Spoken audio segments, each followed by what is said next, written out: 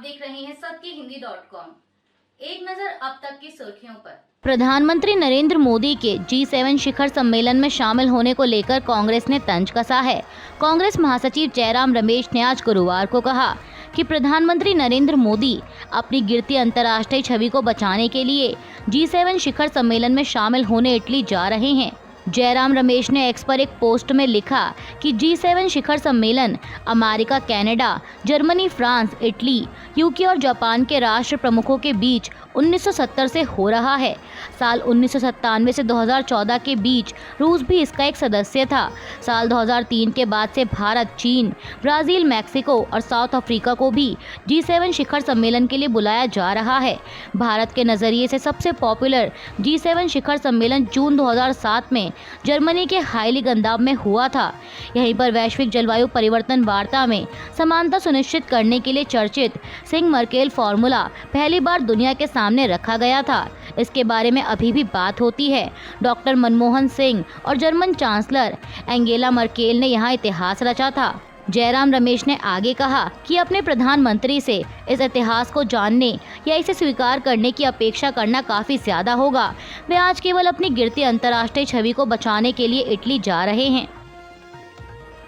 जम्मू कश्मीर में 3 दिनों में 3 अलग अलग जगहों पर हुए आतंकी हमले को लेकर मोदी सरकार लगातार विपक्ष के निशाने पर है।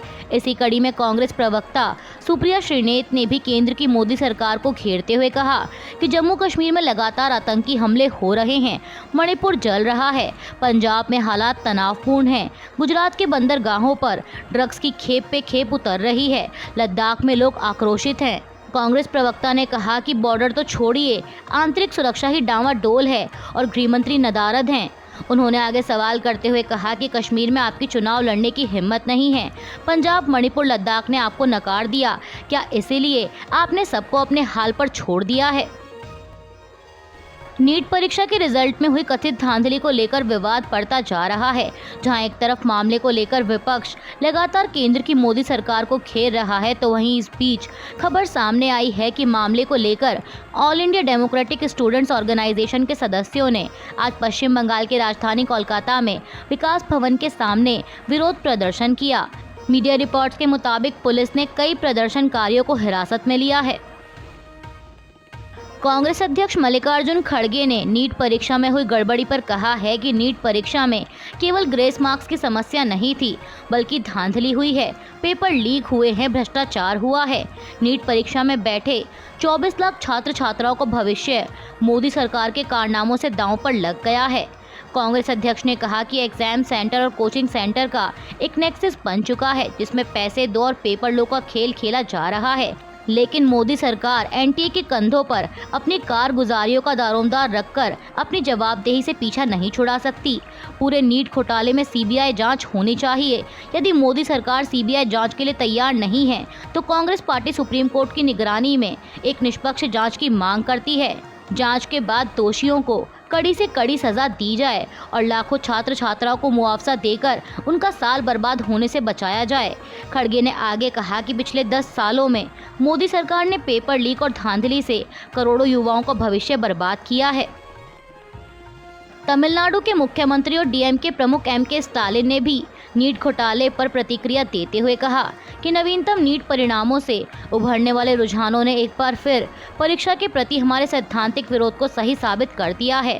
प्रश्न पत्र लीक होना, टॉपर्स का विशिष्ट केंद्रों पर समूह बनाना तथा ग्रेस मार्क्स की आड़ में गणितीय रूप से असंभव अंक प्रदान करना जैसे मुद्दे वर्तमान केंद्र सरकार के केंद्रीकरण के नुकसानों को उजागर करते हैं।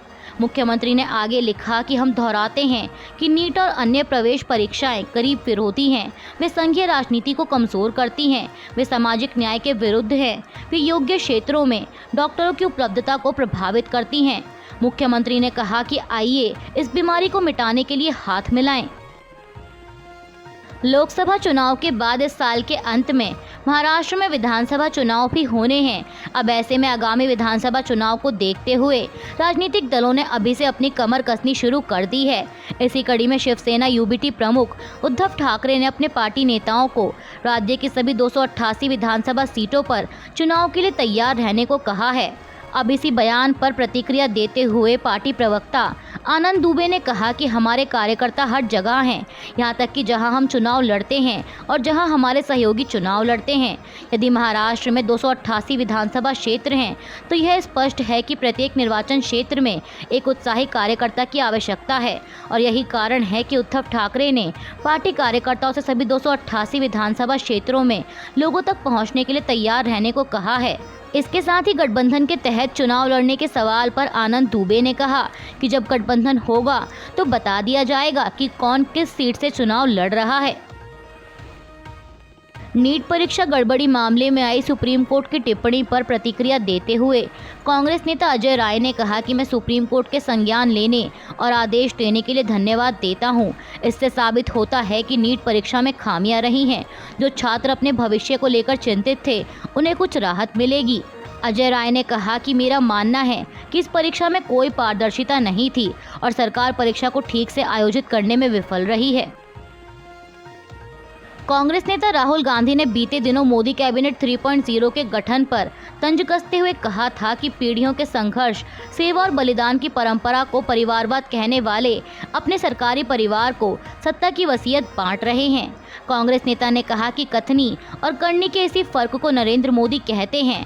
अब राहुल गांधी की इसी टिप्पणी पर प्रतिक्रिया देते हुए आरजेडी सांसद सुधाकर सिंह ने कहा कि बिहार में लोकसभा चुनाव के लिए भाजपा और एनडीए के 40 में से 13 उम्मीदवार या तो सीएम या मंत्रियों के रिश्तेदार थे। कुल कैबिनेट मंत्रियों में से 20 पूर्व मंत्रियों के रिश्तेदार हैं।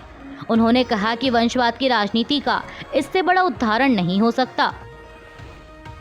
दिल्ली सरकार में मंत्री आतिशी और आम आदमी पार्टी नेता राघव चड्ढा ने आज गुरुवार को तिहाड़ जेल में बंद मुख्यमंत्री अरविंद केजरीवाल से मुलाकात की।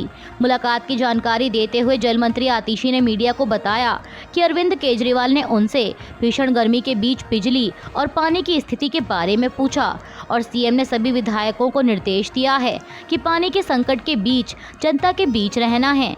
आतिशी ने कहा कि उन्होंने कहा है कि जो भी कदम उठाने की ज़रूरत है वह उठाए जाएं।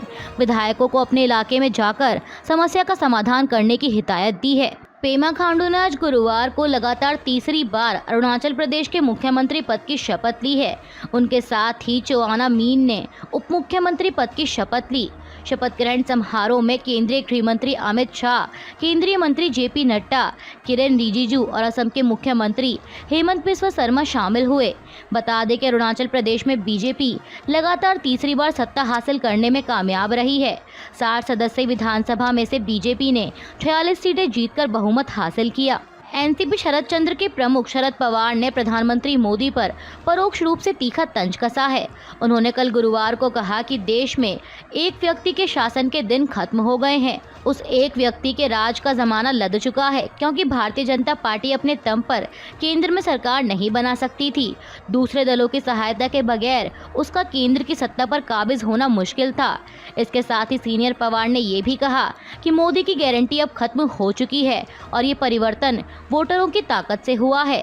लोकसभा चुनाव के नतीजों ने साबित कर दिया है कि विधानसभा में ऐसा ही नतीजा आएगा और विधानसभा चुनावों में लोकसभा चुनाव जैसा ही नतीजा आने के बाद मैं राज्य की बागडोर जनता के हाथों में सौंप दूंगा, क्योंकि इस ताकत का इस्तेमाल उनकी समस्याओं के हल के लिए होगा। इसके लिए मुझे आप लोगों के सहयोग की ज़रूरत होगी।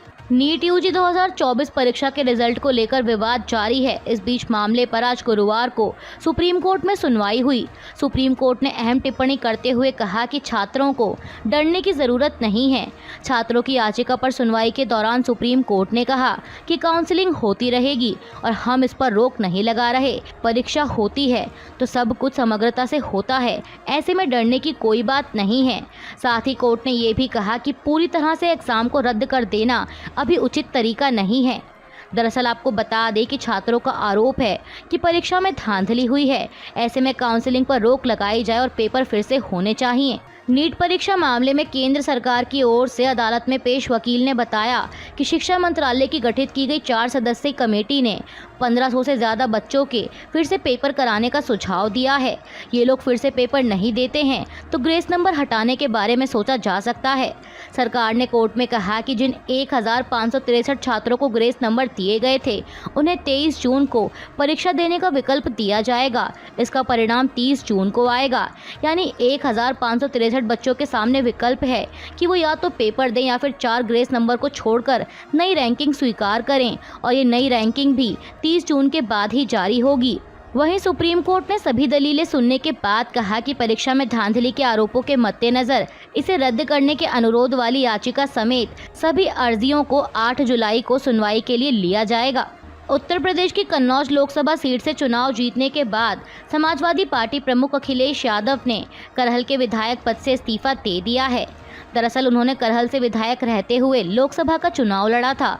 अब ऐसे में कन्नौज सीट पर जीत मिलने के बाद अखिलेश ने यहां से सदस्यता बरकरार रखने का फैसला किया। बता दें कि अखिलेश यादव ने कन्नौज लोकसभा सीट पर 1.71 लाख वोटों के अंतर से जीत हासिल की थी। साथ ही बता दें कि इससे पहले मंगलवार को सपा प्रमुख ने अपने फैसले की जानकारी देते हुए कहा था कि मैंने मंगलवार को करहल और कन्नौज सीट के पार्टी कार्यकर्ताओं से मुलाकात की। मैंने उन्हें बताया कि मैंने 2 सीटें जीती हैं, इसलिए मुझे 1 सीट छोड़नी होगी। मैं जल्द ही आपको विधानसभा सीट छोड़ने की सूचना दूंगा। कांग्रेस नेता राहुल गांधी ने भी लोकसभा चुनाव 2024 में 2 लोकसभा सीटों रायबरेली और वायनाड पर जीत हासिल की है। अब ऐसे में उन्हें भी दोनों में से किसी एक सीट को छोड़ना होगा। अब देखना ये होगा कि राहुल गांधी रायबरेली या वायनाड में से कौन सी सीट को छोड़ते हैं। इस बीच खबर सामने आ रही है कि राहुल गांधी दुविधा में हैं कि वह संसद में किस सीट का प्रतिनिधित्व करें। उन्होंने अपने वायनाड दौरे के दौरान कहा कि मुझे छोड़कर हर किसी को इसका जवाब पता है। राजनीति में हर शख्स को सब कुछ मालूम होता है सिवाय उसके जो राजनीति कर रहा है। उन्होंने कहा कि वो जो भी फैसला करेंगे उससे वायनाड और रायबरेली दोनों जगहों के लोग खुश होंगे। इसके साथ ही कांग्रेस नेता ने अपने भाषण में ये भी संकेत दिए हैं कि वो इन दोनों में से कौन सी सीट को छोड़ सकते हैं।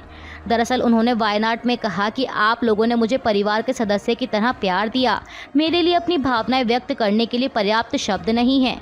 मैं आप लोगों के प्रेम को जिंदगी भर याद रखूंगा। अब राहुल के इसी भाषण से ऐसा माना जा रहा है कि उन्होंने वायनाड सीट छोड़ने के संकेत दिए हैं। महाराष्ट्र में महायुति यानी शिवसेना, बीजेपी और एनसीपी के गठबंधन पर आरएसएस के मुखपत्र ऑर्गेनाइजर में सवाल उठाया गया है।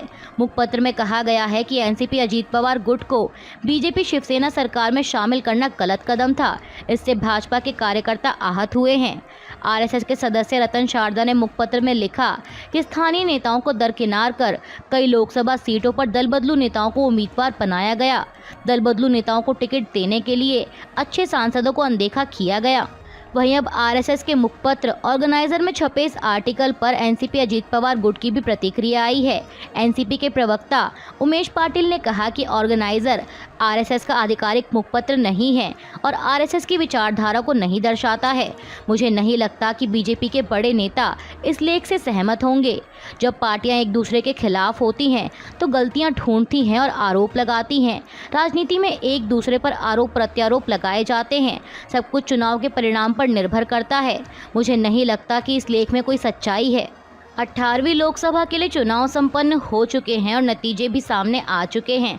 अब बारी है नवनिर्वाचित सदस्यों के संसद में शपथ लेने और स्पीकर का चुनाव करने की, जिसके लिए 18वीं लोकसभा का पहला सत्र 24 जून को बुलाया गया है। सत्र के दौरान नवनिर्वाचित सदस्य संसद में शपथ लेंगे, साथ ही स्पीकर का चुनाव होगा। यह जानकारी संसदीय कार्य मंत्री किरेन रिजिजू द्वारा दी गई। उन्होंने बताया कि 18वीं लोकसभा का पहला सत्र 24 जून को होगा और 3 जुलाई को सत्र खत्म होगा। राष्ट्रपति द्रौपदी मुर्मू 27 जून को लोकसभा और राज्यसभा की संयुक्त बैठक को संबोधित करेंगी और अगले 5 सालों के लिए नई सरकार की रूपरेखा पेश करेंगी। अभी के लिए बस इतना ही। बाकी की खबरों के लिए जुड़े रहिए सत्य हिंदी.com के साथ।